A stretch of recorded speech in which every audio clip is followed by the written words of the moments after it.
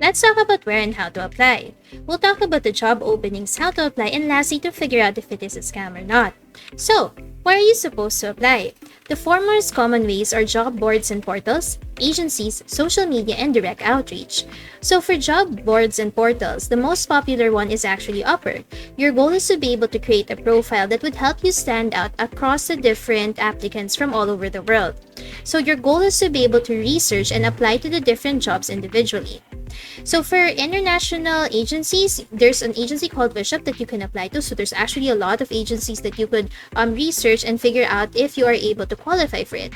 For example, in the Philippines, we have something called Athena, where your goal is to be able to send your resume.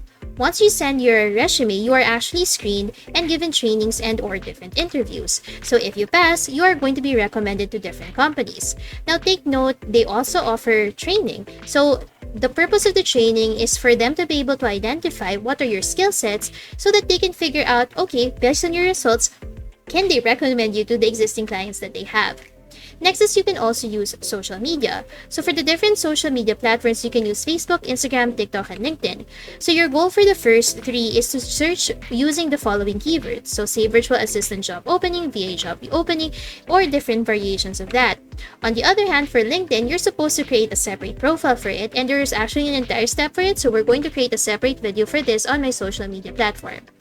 Next is you can also go for direct outreach, where your goal is to be able to apply directly to their website. So there's no middleman, you just have to research for these companies and apply directly on their job board.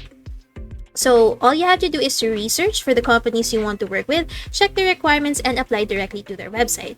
So of course, you're now going to apply. How are you supposed to do it? So don't worry, I have a list of agencies and job portals that you can apply to. So I'll be putting that on my Kickstarter free program. So the first thing you need to do is preparation, and that's super crucial because from my experience, when I didn't prepare for my interviews, I got really slowed down. So the first thing you need to prepare is your resume, and really you have to prepare or invest 80% of your time in here. Why is that? It's basically the first thing, or it's the second or the first thing that your interviewers are going to base their need to interview or not. So the important keywords on the job opening as much as possible should be included in your resume, because that's how they will be able to identify if you're going to be a good fit or not during the first time that they look at you. So if this is going to be an agency, your goal is to make sure to convert your resume into an ATS-friendly resume.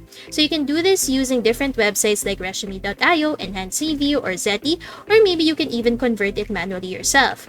Next, if you want to work directly with a client, meaning you will use job portals or maybe look for a website and get hired directly, then you may use Canva style templates. Next, if you are going to be applying to both ones, then your goal is to be able to build a resume that's either ATS friendly only, or you can build two types, which is an ATS friendly so that you can send it to agencies and then make a beautiful resume using Canva. The next thing that you will prepare is going to be your cover letter. So take note, you shouldn't copy paste your cover letters everywhere, but you need to have a story for this. So don't worry, I'm going to have videos on my Facebook, YouTube, and TikTok account so that you can get more information on how you can stand out. So for your cover letter, your goal is to be able to build a message or a story to entice them to hire you. So in some instances, short and simple is good, but in other instances, you also have to add more details. So it really depends on the job listing that you are applying for. Next is going to be a video introduction, although take note, not all companies require you to make a video introduction. So if in case they do, your goal is to be able to introduce to them what it is like working with you and to be able to answer the question, why should they hire you?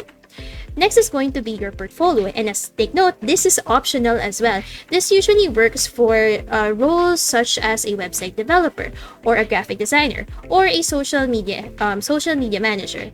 So a portfolio is basically a mini website of the services that you can offer and the achievements you were able to complete. So now that you've done your preparation, the next step that you need to do is to make a test run. And to do the test run, you send 5 applications to job listings that you are interested in, but it's not really your ideal job yet. Your goal is to be able to test the waters and make your mistakes. So once you have a feel of what it is like to apply, then that's when you start sending your applications to the job listings that you are really interested in. So this isn't a general rule, but if you're still starting out, my recommendation is during your week 1, your goal is to be able to build your habit. And the best way to build your habit is to figure out how you're supposed to build a process to apply to job portals. So in job portals, usually you're going to have a list of jobs that are posting daily. So try to check on those job portals daily or weekly to see if there are new job openings that you want to apply to. So job portals are locations such as online jobs at PH, Upwork, etc. So don't worry, I actually have a list of the different job portals that you can apply. So take note that the hiring or the job application process is the most exhausting part. But I want you to view this as a training. There are a lot of things, because as a virtual assistant, there are a lot of things to consider. You have to build a routine. In a lot of cases, there are instances that you have to learn by yourself and make mistakes by yourself, or have to work with a community and different set of people in order to be able to grow. So use this as a training grounds for you to be able to understand if you really want to become a virtual assistant. Because trust me, if you're able to overcome this, then you're going to go have a really great experience being able to grow your career at the comforts of your own home. So I hope that you were able to learn a lot from this video. And if ever this was really exciting for you, then I hope you could visit me at learnwithnori.com or join me in my social media accounts. See you in the next video.